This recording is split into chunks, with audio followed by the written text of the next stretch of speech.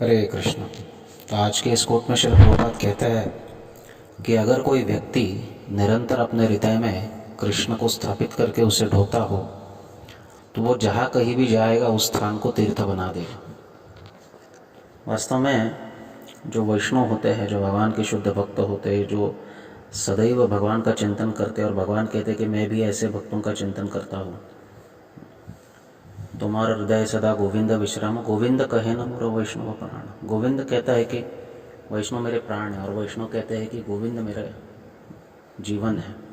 तो इस प्रकार एक वैष्णव और भगवान के बीच में संबंध होता है। ऐसे वैष्णव जिनके हृदय में भगवान निरंतर रूप से वास करते हैं। वैसे तो भगवान परमात्मा रूप में हर एक के हृदय में है, परंतु जो भगवान के भक्त होते हैं उनके हृदय में साक्षात भगवान श्याम सुंदर के रूप में विराजित होते हैं। अब जिसके हृदय में इस प्रकार से भगवान विराजित है और नित्य रूप से वो भगवान से संपर्क और संबंध बनाए हैं, ऐसा व्यक्ति स्वयं तीर्थ कहा गया है। तीर्थभूत स्वयं प्रभु स्वांतस्तेन गदभृता भवद्विदा भागवतः। तीर्थभूत स्वयं प्रभु। तो आप जैसा जो भागवत है, कहा गया है विदुर जी के लिए कि वे स्वयं तीर्थ है, वो तीर्थभूत है। तीर्थी कुर्वन्ति तीर्थाणी, वो तीर्थों को तीर्थ बनाने वाले हैं। वास्तविक हम जब तीर्थ जाते हैं, किसी भी धाम में जाते हैं और किसी भी तीर्थ में या पवित्र जल में स्नान करते हैं ये सोच कर कि ये जल हमें शुद्ध बनाएगा, तो उस जल को तीर्थ बनाने वाले भगवान के भक्त शुद्ध वैष्णव होते हैं। जब शुद्ध वैष्णव उस तीर्थ में स्नान करते हैं तो तीर्थ को तीर्थ की शक्ति मिलती है, पवित्र करने की, शुद्ध करने की शक्ति मिलती है। और इसलिए भगवान भी भागवतम के दशम स्कंद में कहते हैं कि कोई व्यक्ति अगर ये सब में लगा हुआ है, जैसे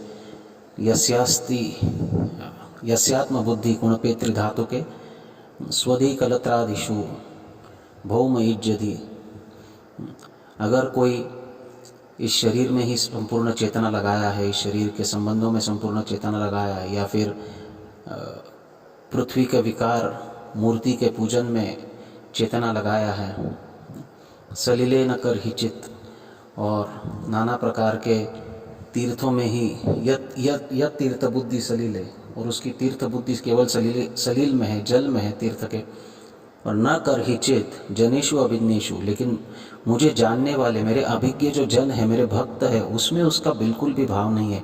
इसका अर्थ ये नहीं है कि तीर्थ नहीं जाना चाहिए, अर्चा विग्रह की सेवा नहीं करनी चाहिए, लेकिन सर्वप्रथम जो है वैष्णवों का आश्रय लेकर उनसे भगवान के विषय में श्रवण करना चाहिए। जब हम श्रवण करेंगे तो अर्चा विग्रह में भी हम भगवान की पूजा करेंगे, नहीं तो केवल उस पृथ्वी के विकार की ही हम पूजा करते हैं।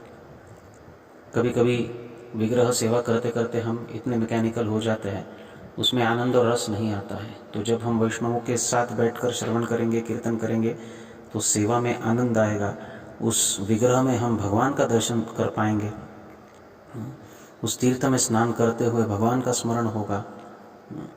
और इसलिए एक वैष्णव के संग में रहकर, जो साक्षात तीर्थ है, उसके संग में रहकर अपने आप को शुद्ध करना चाहिए। ऐसे भक्तों के केवल संग में रहने से ही व्यक्ति शुद्ध हो जाता है।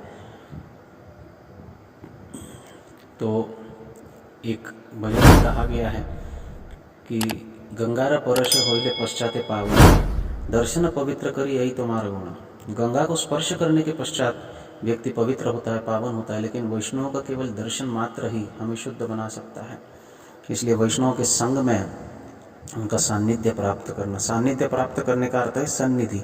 निधि का अर्थ है एक बहुत बड़ा खजाना है, निधि का अर्थ शब्दशः अर्थ है समंदर। उनके पास गुणों की निधि है, वो गुणों के समुद्र है, करुणा के सागर है, सत्य निधि, उनके पास भक्ति की निधि है। सान्निध्य प्राप्त करना यानी उनके साथ बैठकर उनसे भक्ति, प्रेरणा, प्रेम प्राप्त करना, यही वैष्णव संघ है।